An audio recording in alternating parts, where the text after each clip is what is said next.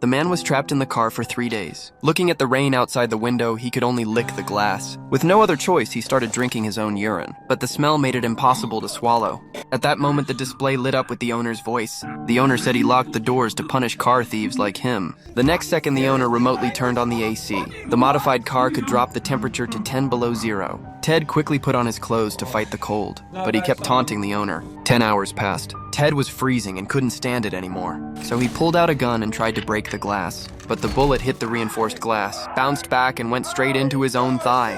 He might bleed to death. Luckily, a woman happened to pass by. He shouted for help through the window, but strangely, the woman just stopped and touched up her lipstick on the glass.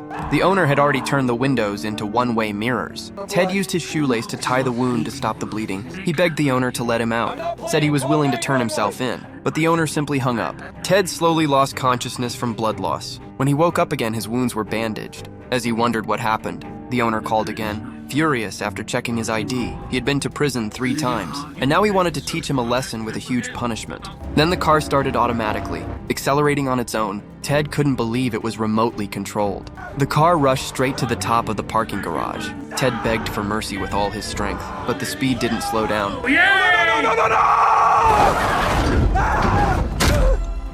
When Ted woke up again, it was already the next day. The owner told him he didn't want to kill him, because death wasn't the biggest punishment. Ted looked around nervously, and suddenly realized he was near his daughter's school. The owner wanted him to watch his daughter get hit. Ted apologized like crazy, but no matter how he begged, the car kept speeding toward the girl. At the last moment, Ted grabbed the gun and aimed at his own head, saying if the car dared to hit her, he would shoot himself first. No, don't!